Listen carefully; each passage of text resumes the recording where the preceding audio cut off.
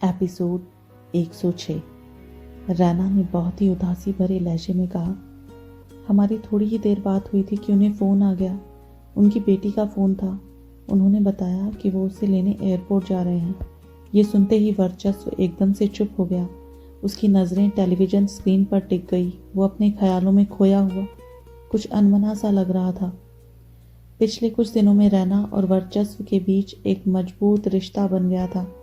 वर्चस्व की मैच्योरिटी और उसकी काबिलियत की वजह से रैना को कई मैटर्स पर उसका नज़रिया बहुत पसंद आता था। इस समय वो डीएनए डेटाबेस के बारे में उससे बात करना चाहती थी और उसकी राय जानना चाहती थी। वो काफ़ी देर तक बोले जा रही थी, लेकिन वर्चस्व का ध्यान कहीं और था।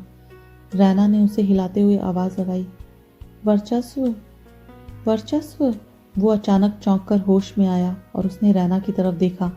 रैना की सुंदरता, उसका नर्म स्वभाव और जिस तरह से वो वर्चस्व का ख्याल रखती थी, ये सब देखकर वर्चस्व समझ गया कि रैना इमोशनली और मेंटली उसी की थी। वो ये भी जानता था कि रैना उसे सच्चा प्यार करती थी, पर वो किसी बंधन में बंधना नहीं चाहता था। वो बस आज भी जीना चाहता था। उसके मन में इसके अलावा कुछ और ख्याल नहीं था। वर्चस्व ने धीरे से रैना के लंबे बालों को सहलाते हुए कहा, मुझे कुछ ज़रूरी काम खत्म करना है। इतना कहकर वो अचानक उठकर स्टडी रूम की तरफ चला गया।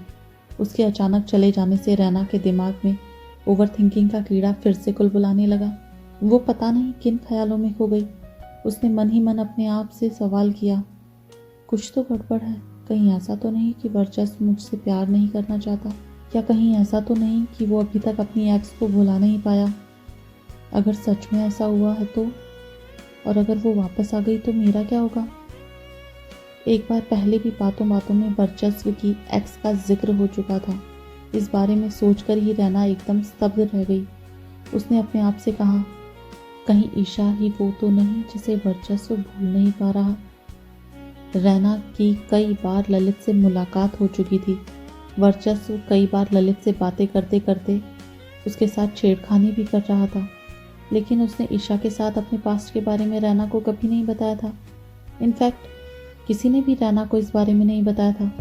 शायद वो अकेली ही थी जिसे ईशा के बारे में कुछ भी नहीं पता था। फिर भी उसके मन में एक अनजानी आशंका थी। सर्दियां लगभग शुरू होने लगी थी। रात में भी हल्की सी ठंडक हो गई थी।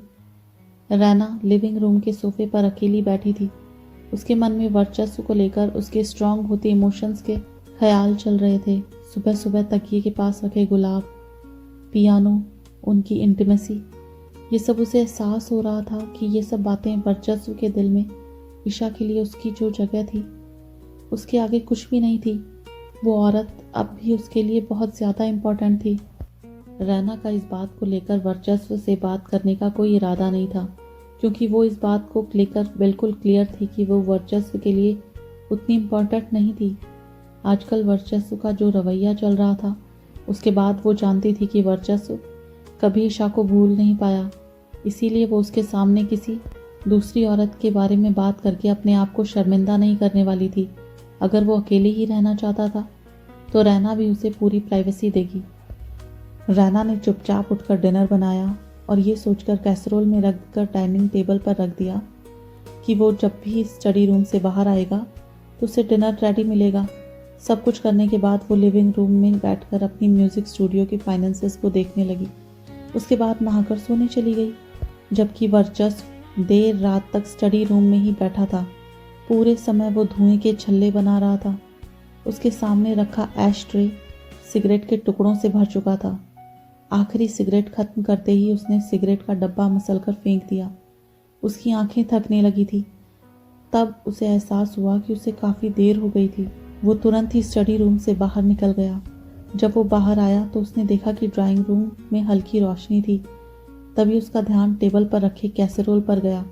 उसने कैसेरोल खोलकर देखा तो रैना ने उसके लिए पनीर फ्रैंकीज बनाई थी, जो देर रात खाने पर भी उसे नुकसान नहीं करती। उसने टेबल पर बैठकर एक फ्रैंकी खाई और फिर बेडरूम में चला गया। अंदर उसने देखा कि रैना शांति से सो रही थी। ये बात तो क्लियर हो गई, रैना उन दोनों के बीच बनने वाली उस अनवांटेड सिचुएशन से दूर रहने के लिए ही जल्दी सोने का नाटक कर रही थी। वर्चस्व को एहसास हुआ कि उसने कुछ ऐसे राज खोल दिए थे जिन्हें वो अब तक छुपा कर बैठा था। उन दोनों के बीच पैदा होने वाली खाई को दूर करने की सोचकर वर्चस्व उसके पास आकर लेट गया।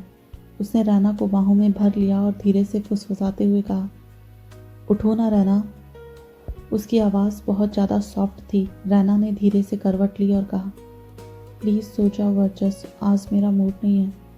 ऐसा नहीं था कि वर्चस्व उसके साथ सोना चाहता था, वो तो उसे सब कुछ बताना चाहता था। उसने कहा, मैं तुम्हें सच बताना चाहता हूँ, मैं कई सालों तक ईशा के साथ रिलेशनशिप में था।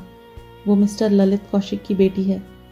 इस बीच कुछ बातें अधूरी रह गई, कुछ रैना ने सुनी और कुछ ख्यालों में गायब हो गई। अगला दिन आ गया था। आज सिया का बर्थडे था, शायद शादी से पहले का उसका आखिरी बर्थडे। उसके पेरेंट्स जयंती और कार्तिक ने खुराना हाउस में एक बहुत ही शानदार पार्टी ऑर्गेनाइज की थी। उन दोनों ने अपनी लाडली के लिए इस इवेंट को यादगार बनाने में कोई कसर नहीं छोड़ी थी। खुराना हाउस में गहमा गहमी मची हुई थी। इवेंट में एक लाइव बैंड था जो बहुत ही प्यारी धुन बजा रहा था। टेबल पर इतने सारे पकवान सजे हुए थे कि उन्हें देखकर मुंह में पानी आ जाए। बहुत सारे सेलिब्रिटीज इनवाइटेड थे और सभी इकट्ठे होकर आपस में बातें कर रहे थे। वाइट कलर की ड्रेस पहने रैना भीड़ में काफ़ी अलग दिख रही थी। उसने जो ऑफ शोल्डर ड्रेस पहनी हुई थी उसमें उसकी कॉलर बोन साफ दिखाई दे रही थी। बैक में छोटी छोटी स्ट्रिप्स की डिज़ाइन बनी हुई थी और पूरी ड्रेस पर वाइट कलर के छोटे छोटे स्टोन्स और पर्ल्स लगे हुए थे। कुल मिलाकर वो इतनी सेक्सी लग रही थी कि कोई भी उसे देख ले तो उसके अट्रैक्शन से बच ना पाए। पहले तो वर्चस्व को उसके इतनी रिवीलिंग ड्रेस पहनने पर प्रॉब्लम थी, पर रैना ने बड़ी ही चालाकी से अपने लंबे बालों को खुला छोड़कर अपनी बैग छुपा ली थी। पर बालों के बीच से उसकी पीठ हल्की हल्की दिख रही थी, जिसमें वो और भी ज़्यादा अट्रैक्टिव लग रही थी। रैना वर्चस्व के साथ रेस्पेक्टेड गेस्ट और बाकी लोगों को वेलकम कर रही थी। ये चीज़ उनके बीच के प्यार भरे रिश्ते को सबके सामने ले आई थी। उन्होंने कभी अपने रिश्ते को किसी से छुपाया नहीं था, बल्कि खुले तौर पर सबके सामने एक्सेप्ट किया था। जयंती तो अपने बेटे को देखकर खुशी से झूम उठी थी। आखिर उसके वर्चस्व को गर्लफ्रेंड जो मिल गई थी। जब मेहमानों ने एक्साइटमेंट और क्यूरियोसिटी से शादी के बारे में पूछा तो जयंती ने बड़ी ही चतुराई से जवाब दिया, रैना अभी बहुत छोटी है, ऐसे में उन्हें इतनी जल्दी शादी के लिए बोलना ठीक नहीं होगा ना।